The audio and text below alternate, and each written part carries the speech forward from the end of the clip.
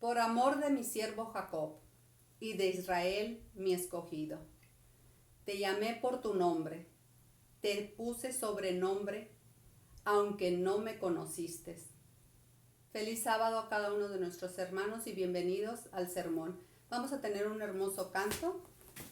El canto que vamos a entonar es un canto que tiene una parte en hebreo y otra parte en español. Creo que la mayoría de nosotros la conocemos. Shalom Haverim.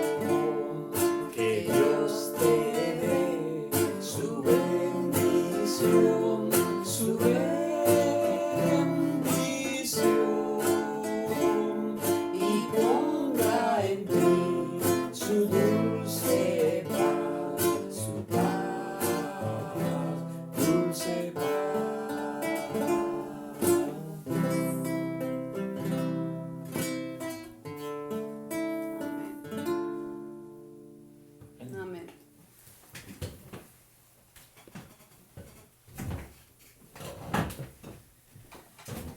Nuevamente, hermanos, amigos que nos escuchan, que nos ven a través de las redes sociales, nos sentimos muy contentos de traerles nuevamente la palabra de Dios y el canto, gracias a mi esposa Rosalba, que me acompaña cada sábado, y también de traerles nuevamente el tema más importante para cada uno de nosotros, que es el tema de la salvación. Y estamos hablando hace varios sábados acerca de la elección. Y hemos puesto varios ejemplos de la elección, pero estamos hablando específicamente de uno de los más interesantes en el Antiguo Testamento, que es el llamado y la elección del rey Ciro de Persia. Lo último que dijimos de Ciro es que Ciro aceptó el llamado de Dios, tomó la elección, tomó la decisión correcta y él comenzó con la reconstrucción del templo y de la ciudad de Jerusalén. También vimos que los enemigos de Israel, que eran los samaritanos, trataron de frustrar el plan de Dios, tratando de unirse en la adoración al pueblo de Israel. Pero los del pueblo de Israel no recibieron la propuesta que ellos les hicieron, porque se dieron cuenta que realmente ellos eran enemigos del pueblo de Dios. Sin embargo, vamos a notar en este estudio que el enemigo nunca deja de trabajar. Y él intenta tratar de estorbar tratar de frustrar el propósito de Dios, y cuando no puede de una manera, entonces busca otra manera. Así que su primer intento que hizo fue que estos samaritanos se ofrecieran para ayudar a la reconstrucción del templo y introducir una falsa religión, como estudiamos el sábado pasado. Pero cuando esto no se logró, entonces viene el segundo intento de parte del enemigo. Y lo encontramos allí en el libro de Esdras, en el capítulo 4. Y vemos ahora cuál es la segunda manera en que ellos intentan frustrar el propósito de Dios, el plan de Dios para su pueblo. Dice Esdras 4:4. Pero el pueblo de la tierra intimidó al pueblo de Judá y lo atemorizó para que no edificara.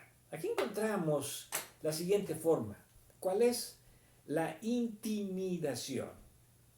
Algunos cristianos aceptan a Dios, aceptan su llamado, hacen la elección, pero el enemigo los intimida. ¿Qué significa intimidar? Meterles miedo. Y muchas personas, por causa del miedo, se apartan del plan de Dios. No cumple con el propósito de Dios.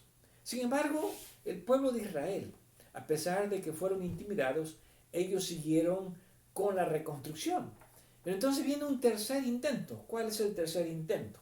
Versículo 5, Esdras 4. Sobornaron además contra ellos a los consejeros para frustrar sus propósitos.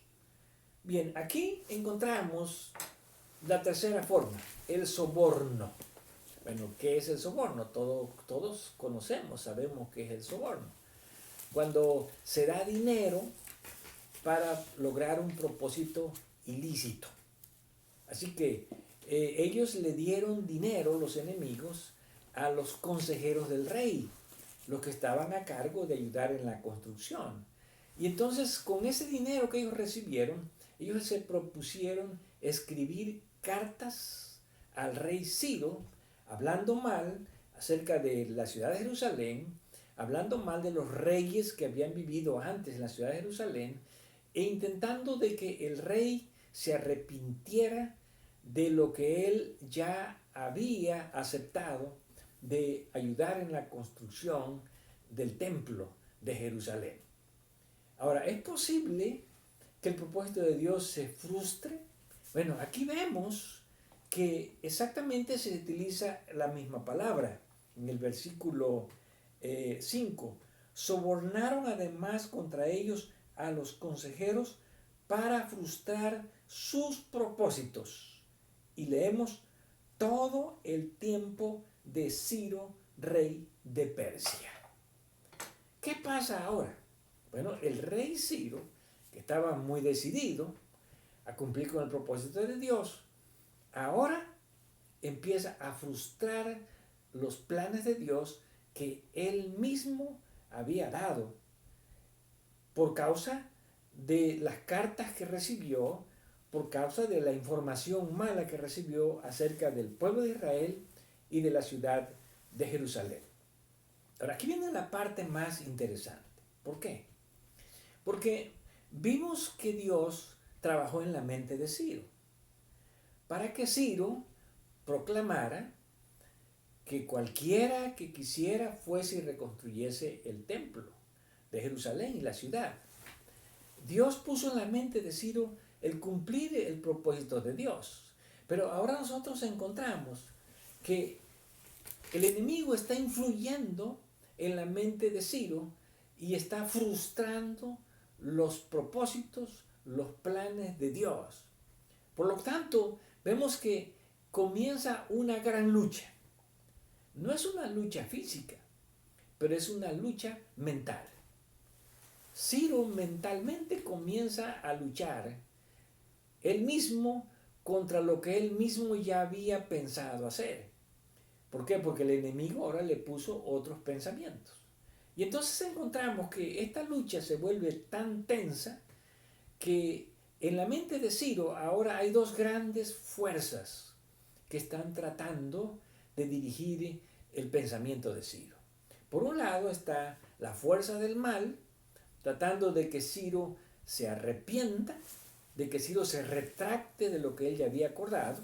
Y por otro lado están las fuerzas del bien, tratando de animar a Ciro para que siga adelante en el propósito de Dios y para cumplir el llamado que Dios le había hecho. Ahora, esta lucha la encontramos descrita en el libro de Daniel, en el capítulo 10. ¿Cómo se describe esta lucha? Bueno, es una lucha muy intensa. Ahora, recordamos nosotros que precisamente la lucha espiritual no es una lucha que se libra físicamente.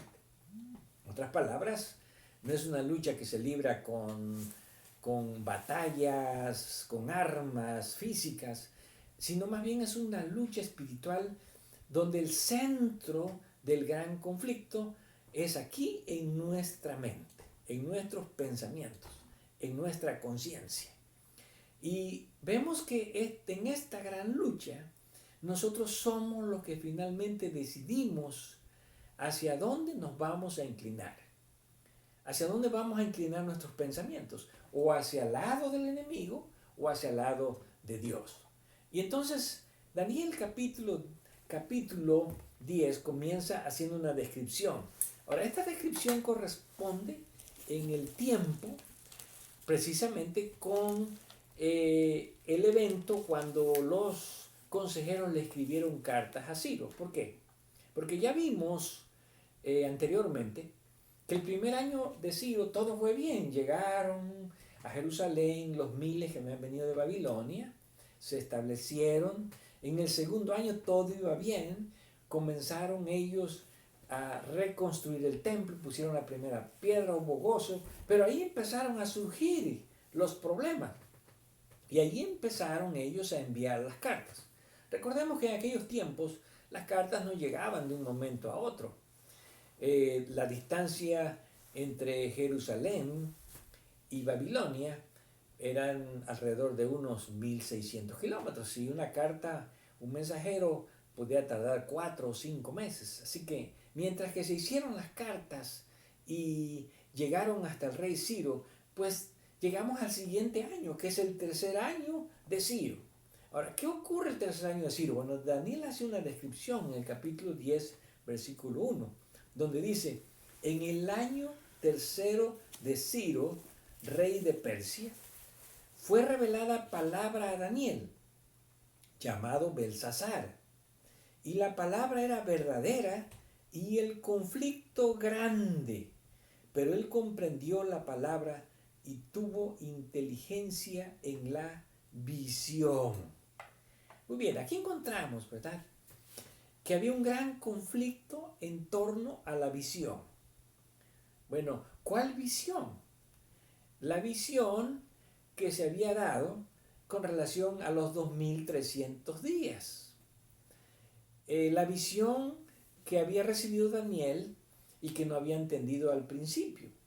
Pero después se le explicó a través de las 70 semanas que esa visión iba a comenzar cuando se diera la orden para construir Jerusalén. Así que cuando dice que tuvo comprensión en la visión, quiere decir que Daniel entendió el tiempo en que iban a comenzar los 2300 días, partiendo de las 70 semanas cuando se diera la orden para construir Jerusalén.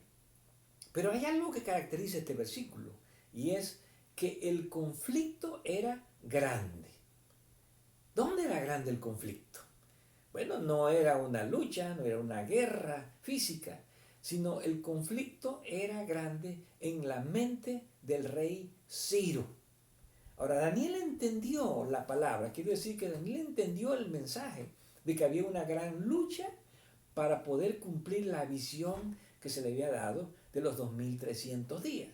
Entonces, ¿qué hizo Daniel? Bueno, Daniel se puso en oración, se puso en ayuno, y dice el versículo 2, en aquellos días yo, Daniel, estuve afligido por espacio de 3 semanas, 21 días. No comí manjar delicado, ni entró en mi boca carne, ni vino, ni me ungí con ungüento hasta que se cumplieran las 3 semanas. Así que podemos decir que durante 3 semanas Daniel estuvo ayunando, estuvo orando, estaba afligido. ¿Por qué? Porque él sabía que estaba de por medio el plan de Dios para Jerusalén y para su pueblo. Y mientras Daniel estuvo afligido, ¿qué era lo que estaba pasando espiritualmente? Es lo que vamos a ver en los siguientes versículos. ¿Qué ocurría espiritualmente en la mente de Ciro? Bueno, aquí vemos que se le aparece un varón que entendemos que es el ángel Gabriel, que había estado con él para explicarle la visión de las 70, la visión de los 2300 días y también el periodo de las 70 semanas. Dice el versículo 11, y me dijo, Daniel, varón muy amado, está atento a las palabras que te hablaré y ponte en pie, porque a ti he sido enviado ahora. Mientras hablaba esto conmigo, me puse en pie temblando. Entonces me dijo, Daniel, no temas, porque desde el primer día que dispusiste tu corazón a entender y a humillarte en la presencia de tu Dios, fueron oídas tus palabras y a causa de tus palabras yo he venido. Ahora, ¿cuál es la razón de la venida de Gabriel? Bueno, la razón de la venida de Gabriel era la aflicción que tenía Daniel en su corazón por causa de que el conflicto era muy grande. Ya explicamos que el conflicto era grande en la mente de Ciro. ¿Por qué? Porque Ciro ahora había recibido las cartas donde le estaban hablando mal de Jerusalén, hablando mal del pueblo de Israel, y ahora Ciro estaba retractándose de lo que él había acordado. Entonces el ángel Gabriel le sigue diciendo en el versículo 13, ¿qué pasó en esas 3 semanas? ¿Qué pasó en esos 21 días? Dice, mas el príncipe del reino de Persia se me opuso durante 21 días. ¿Quién es el príncipe del reino de Persia? Bueno, el príncipe del reino de Persia sabemos que era Ciro, el rey de Persia, porque es el tercer año de Ciro cuando están ocurriendo estas cosas. Pero cuando se habla de que el príncipe del reino de Persia se opuso, se está hablando de que la mente de Ciro ahora ha cambiado, ¿sí? La mente de Ciro, que estaba dispuesta a edificar Jerusalén, a reconstruir el templo, ahora se estaba oponiendo a los planes de Dios. Ahora se estaba oponiendo a la influencia de Gabriel en su mente. Y entonces se desató una gran lucha. ¿Por qué? Porque Ciro estaba influenciado por el enemigo, que había usado a los enemigos del pueblo de Israel para malinformarlos y para que Ciro cambiara su mente y ahora frustrara los planes de Dios. Ahora, cuando hay una lucha espiritual, allí se tienen que tomar decisiones. La decisión no las toma el enemigo, no las toma Satanás. La decisión no las toma Cristo, no la toma Gabriel. La decisión las tomamos nosotros. Ellos están luchando espiritualmente. Mientras uno nos dice algo negativo, tenemos la otra fuerza espiritual que nos dice algo positivo. Y hay una lucha y nosotros estamos para decidir o a favor de lo malo o a favor de lo bueno, a favor del enemigo o a favor de Dios. Entonces, la lucha era tan grande que Gabriel sintió que no podía, porque la influencia del enemigo sobre la mente de Ciro era muy grande. Y entonces mandó buscar a alguien muy poderoso. ¿Quién era? Dice el versículo 13, pero aquí Miguel, uno de los principales príncipes, vino para ayudarme y quedé allí con los reyes de Persia. Así que, ¿quién fue el que vino a ayudar a Gabriel para tratar de convencer a Ciro? Bueno, el príncipe Miguel. ¿Quién es Miguel? Bueno, ya explicamos que Miguel es un nombre hebreo que es una pregunta, que significa ¿quién es como Dios? Y es el nombre que Jesús adquiere, de acuerdo a Apocalipsis 12, 7 al 9, durante el gran conflicto en el cielo. Ahora Miguel viene para ayudar a Gabriel a convencer a Ciro de que él siga adelante, de que no se oponga al plan de Dios. Pero Ciro se está oponiendo. ¿Pero por qué se está oponiendo? Porque el enemigo está influenciando su mente, su corazón, y Ciro le está haciendo caso más al enemigo que a Dios en este momento. Ahora, el relato sigue diciendo que Gabriel sigue animando a Daniel y para que él pueda seguir confiando en Dios. Y dice el versículo 19, y me dijo, muy amado, no temas. En otras palabras, ten confianza. Bueno, ya Ciro, ¿verdad? Ahora tomó otro rumbo, tomó otra dirección, pero Daniel, no temas, ten confianza. Finalmente, si los planes de Dios se frustran, bueno, Dios no se va a quedar con los brazos cruzados. Si hay una persona que Dios eligió y esa persona no decide ya no colaborar con Dios, entonces Dios no se va a quedar allí, ahí no se va a terminar. ¿Por qué? Porque Dios siempre tiene opciones. Dios siempre tiene un plan B. Dios siempre tiene personas que si alguien no responde, Dios va a buscar a otra persona que responde. Y si no responde, Dios va a buscar a otra persona que responde. Y eso es lo que vamos a encontrar aquí en la historia. Por eso le dice Gabriel a Daniel, no temas, la paz sea contigo. Esfuérzate y aliéntate. En otras palabras, aún en medio del conflicto, Dios nos invita a que tengamos paz, a que estemos animados, a que nos alentemos. ¿Por qué? Porque al final Dios nunca va a perder un conflicto. Los hombres, los seres humanos, pueden darle la espalda a Dios, pero no significa que ese es el único recurso de Dios. Dios tiene otros recursos. Y si un ser humano le falla, bueno, Dios no va a perder el conflicto. Dios va a buscar a otras personas que cumplan con el propósito de Dios. Por eso Gabriel le está diciendo a Daniel, esfuérzate y aliéntate. Y mientras él me hablaba, recobré las fuerzas y dije, hable mi Señor, porque me has fortalecido. Qué hermoso que las palabras de ánimo de Gabriel fortalecieron a Daniel. Así que a veces la fortaleza no viene por el alimento, por tomar un medicamento. Muchas veces la fortaleza viene por las palabras de ánimo, por la seguridad que Dios nos da, por la confianza que nosotros podemos tener en Él. Y entonces dice el siguiente versículo, Él me dijo, ¿sabes por qué he venido a ti? Pues ahora tengo que volver para pelear contra el rey de Persia, y al terminar con él, el príncipe de Grecia vendrá. En otras palabras, el conflicto va a seguir. El conflicto va a seguir con el rey de Persia. Ahora, aquí cuando se habla del rey de Persia, no solamente se habla de Ciro, sino se habla de todos los reyes que iban a suceder a Ciro y en los cuales Dios iba a continuar obrando para que cumplieran sus propósitos. ¿Por qué? Porque ya leímos que los enemigos lograron que los propósitos de Dios se frustraran todo el tiempo en que Ciro fue rey. En otras palabras, Ciro finalmente no cumplió con su llamado. Cumplió a medias. Comenzó bien, pero a la mitad él se arrepintió, él se retractó de lo que había acordado, de lo que había prometido a Dios. Y ahora Dios tiene que tomar otros recursos para llevar adelante su obra.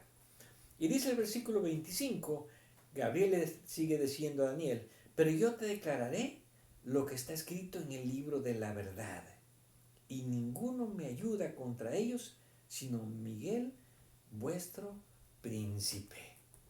¿Qué es el libro de la verdad?